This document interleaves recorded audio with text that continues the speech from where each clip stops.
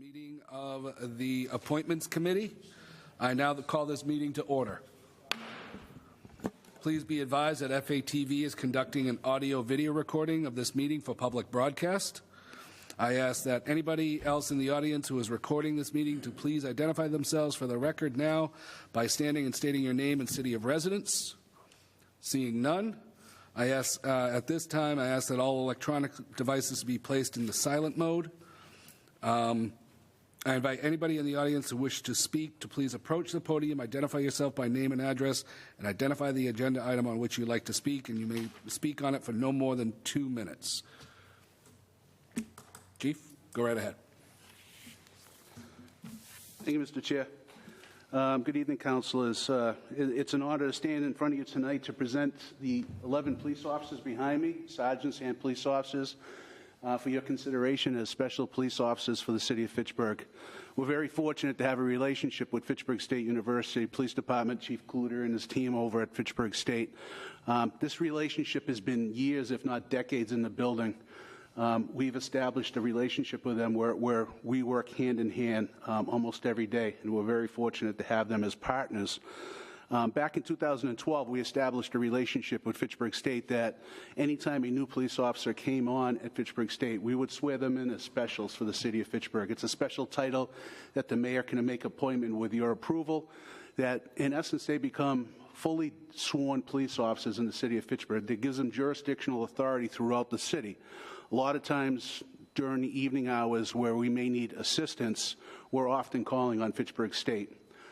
When we call upon them, there's a mutual aid agreement, but however, if they run upon something outside of their jurisdiction without that special title, there could be some complications. So that's the reason that why we established this relationship where we swear them in as specials. With that title, they become fully sworn police officers in the city of Fitchburg. Because of the Police Reform Act that took place in 2020, there's really no difference between a university police officer and a municipal police officer. We go through the same training, all the requirements are the same. Everybody that I'm presenting you tonight is post-certified. Their qualifications are, they're full-time police officers. So this is a title that we bestow upon them, we swear them as specials, and we augment each other's force. Like I said, I'm very grateful that we have this relationship. I'm not going to introduce all 11 of these police officers here this evening, but I can tell you that Chief Cloutier provided me with their resumes, their biographies, and I can tell you that all 11 are post-certified. We've come a long way since 2012 when we started this relationship with Fitchburg State. I would like to say that it actually grew into the 4+1 program during that time as well. So that type of collaboration between the local police department and university has really grown into something special at the university. And with your approval tonight and your blessing, we will have these 11 officers added to our roster as special police officers. I'd be happy to take questions, whether it's in regards to these 11 candidates or the program in specific. Councilor Green. Yes, thank you. Chief, once again, thank you for presenting officers who can work in partnership with the university and the police department. My question is, will you be able to pull from these, the new officers to cover vacations or sick time on the police force? No, that is totally separate. That we're talking, there's a lot of things happening there. You have collective bargaining agreements. This is specifically for when they're outside of their jurisdiction, if they're not on campus property or across the street at the theater building, if they're going somewhere else in the city, they have law enforcement authority, and if they come across something, they can take action.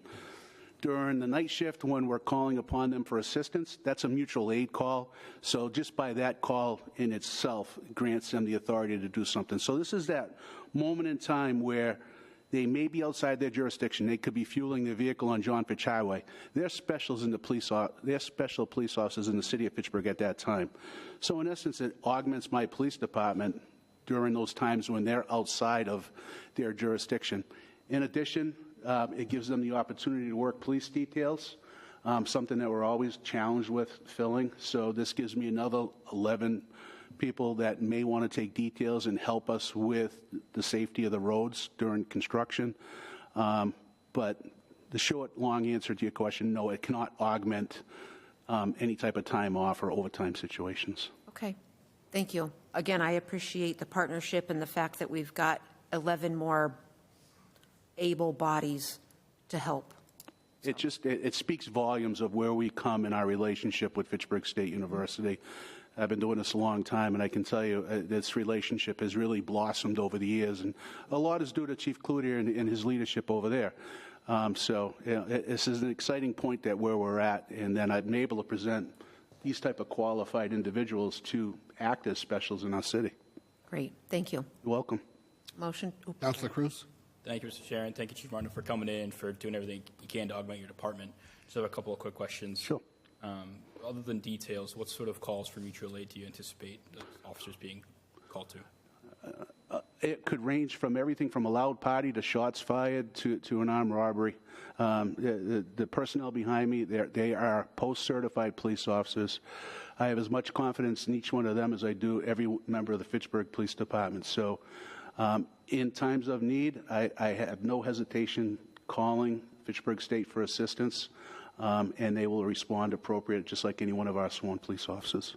And they will have this distinction at all times, not just when they're called, but even when they're working at Fitchburg State in that capacity. Yes, sir. Yep. Yeah, that distinction doesn't go away. Once, Madam Clerk, once you approve and council does approve it, then they're sworn in as specials, and that title remains with them until they discontinue employment at Fitchburg State. Mm-hmm. And would you say that this distinction helps them not only augment our police department here in Fitchburg, but with their duties at Fitchburg State as well? Absolutely. Yep, they do.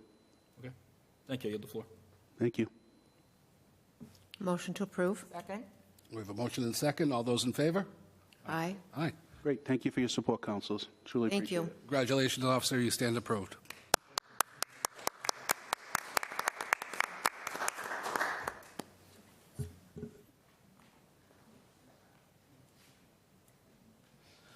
All right, next we have we're going to take this a little out of order.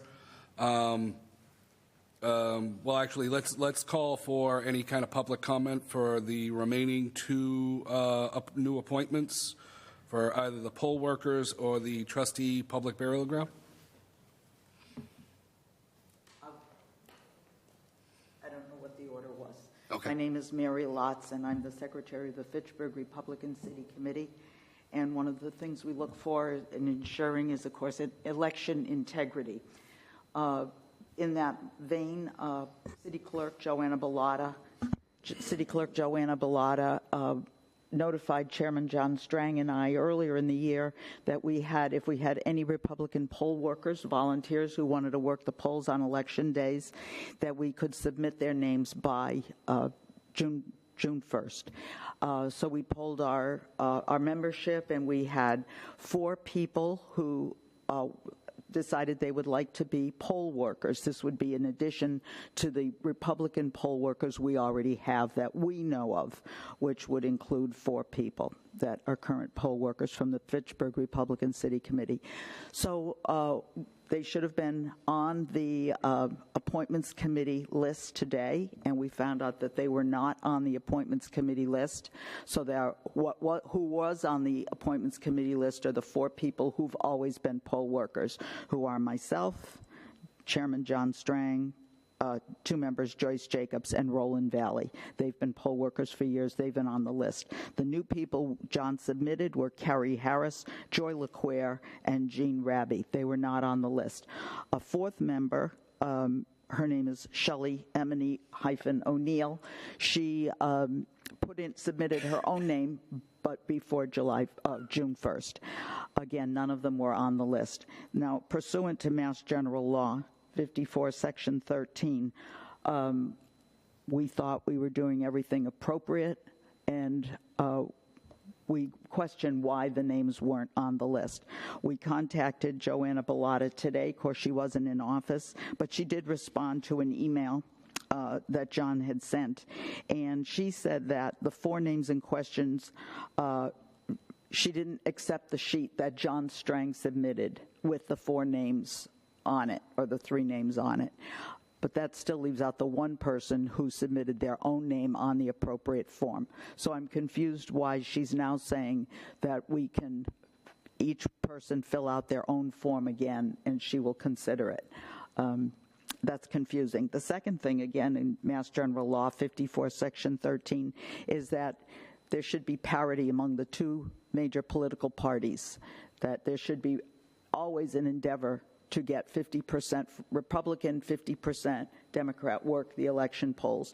When you get a list of 96 names, you have no idea who's Republican and who's Democrat. So you don't know if you've got a list that's 90 Democrats and 4 Republicans. So I'd like to see also, if you have a list to review to approve poll workers, that you would at least be able to understand what the division is between Democrats and Republicans, and I think that's an easy fix for the city clerk to do. So what I would like to see happen, this is certainly not my choice, it's your choice, but I would like to see happen is to step back, resubmit these 4 additional names for your consideration in the appropriate form, and then also when you get the list back, which would potentially then be 100 names versus 96, that you would also get a list that would show party affiliation, be it Republican, Democrat, unenrolled, or there is also something called the Independent Party. Thank you. Councilor Green. I'm wondering where we are absent a city clerk and an assistant city clerk tonight because they are down in training. If this can be held even for a week, I mean, you know, we have the month of August potentially off. And I know that training starts September 1st. We're not even back in session at that point. So There's a primary election on September 3rd. right. So, I mean, I know that there's got to be training. We're kind of a little bit under the gun, but I'm wondering if, in this incident, if it would be appropriate that if the names get added to the list, which we've been supplied, not with a party designation yet, if then that could be voted on via proxy by an email or something to the appointments committee and then forwarded on to the council as a whole. I don't know what that's going to mean for later July or sometime in August. Just because I know that we've got to get it addressed, but tonight is not the night because we don't have representation from city clerk's office to do that.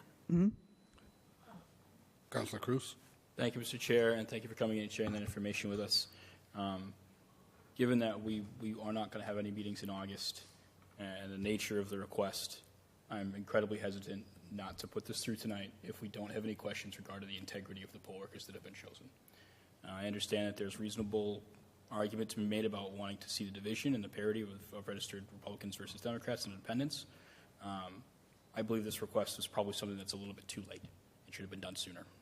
Regarding the integrity, it doesn't appear to me that someone who would reach out to your party, your group, asking for volunteers would then intentionally push them aside and risk the integrity or even the appearance of that.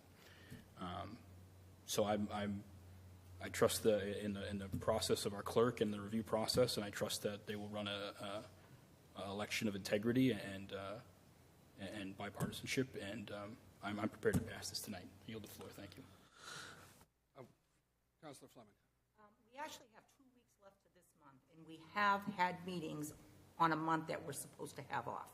So I have no problem with holding this. We have plenty of time to get this taken care of by the end of this month. We've thrown in meetings, council as a whole meetings in a week's time. So I think we can work this in. I don't think let's do it right. Let's not just pass it through because we're worried there's no time frame there. Let's just hold it and get it done by the end of the month. It can be done. Thank you. And Councilor Green. I believe City Clerk Bellotta is on the line.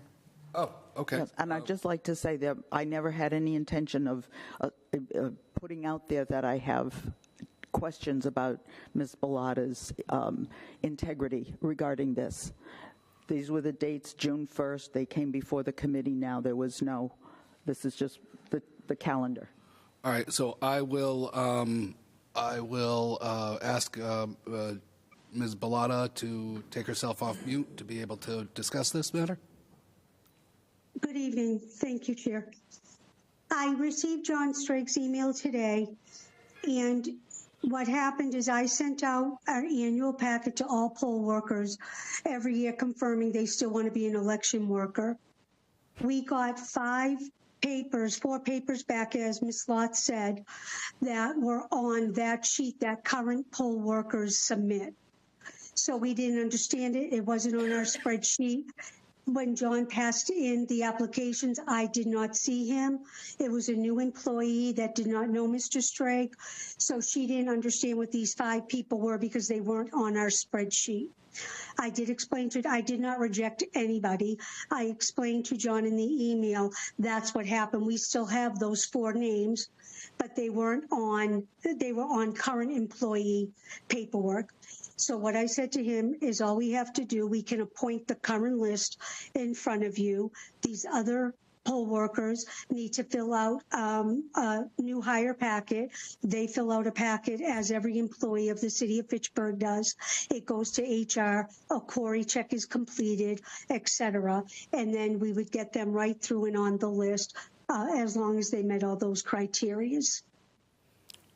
So, Madam Clerk, so this is something that these 4 people can still be added to the list without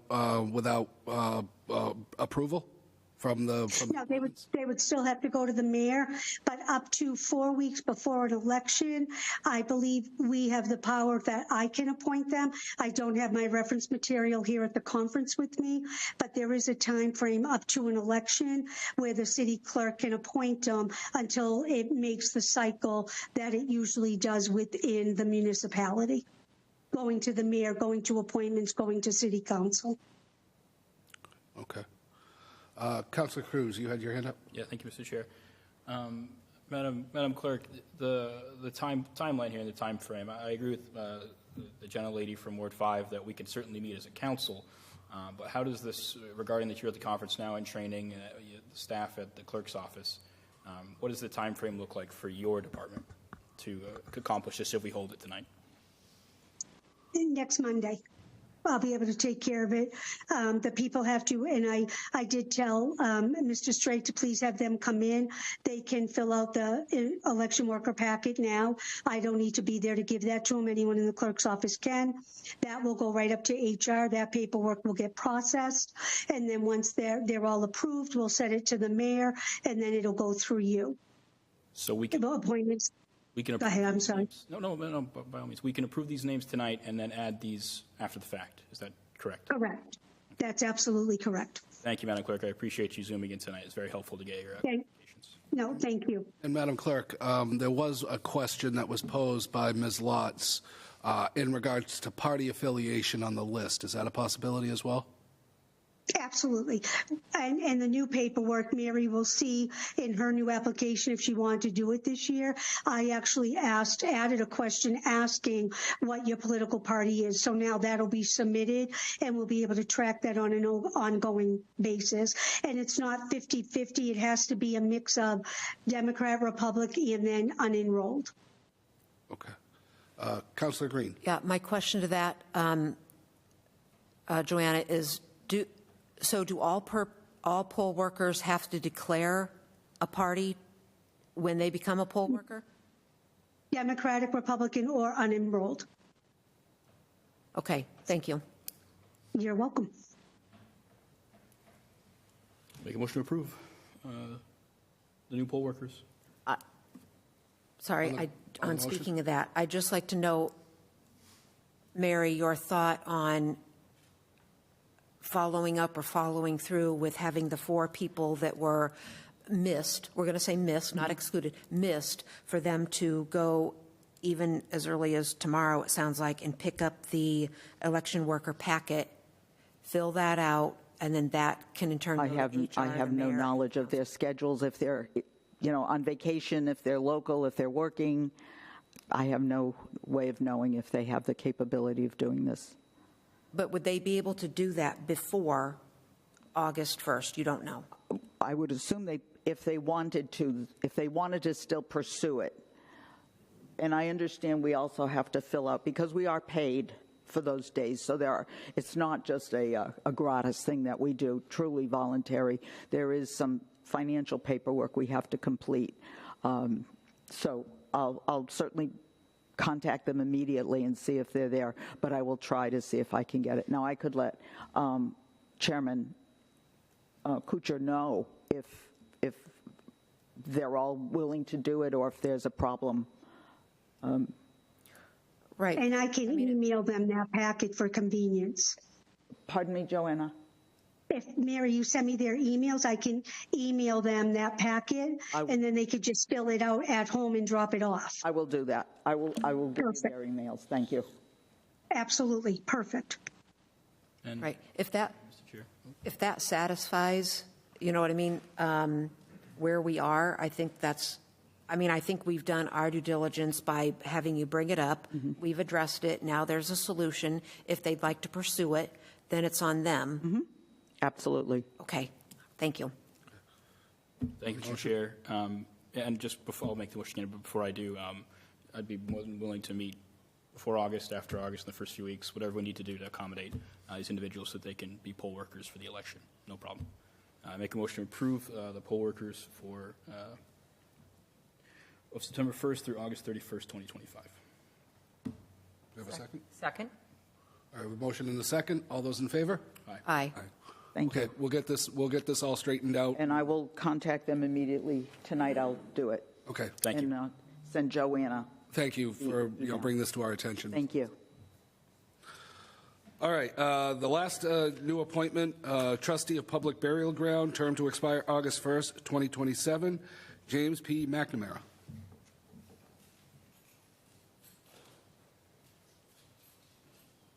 Good evening. I didn't prepare any comments. I'm here to answer any questions you might have for me. I did submit a resume so you can see the business experience that I've had over a course of 35 years. The reason I am on the appointments list is I had reached out to the mayor to ask if there are any boards or commissions on the city that needed some help, and she had recommended two. This one plus the wastewater commission. Unfortunately, I'm committed on Wednesdays when they meet. So I volunteered to serve on the trustees. Happy to answer any questions. Councilor Green. Yes. Nice to see you again, Mr. McNamara. Thank And you. I think that it speaks volumes to your character about wanting to come back and continue to serve this community well. So I appreciate you taking on that role. I have no doubt that you will be a nice addition to that committee. Thank you. Motion to approve. Second? All right, we have a motion and second. All those in favor? Aye. Congratulations, you stand approved. Thank you. Motion to adjourn. Second. Second? I have a motion and a second to adjourn. All those in favor? Aye. Aye. All right, we stand adjourned. Thank you very much. And I'd like to thank Ms. Bellotta for attending via Zoom. I do appreciate that.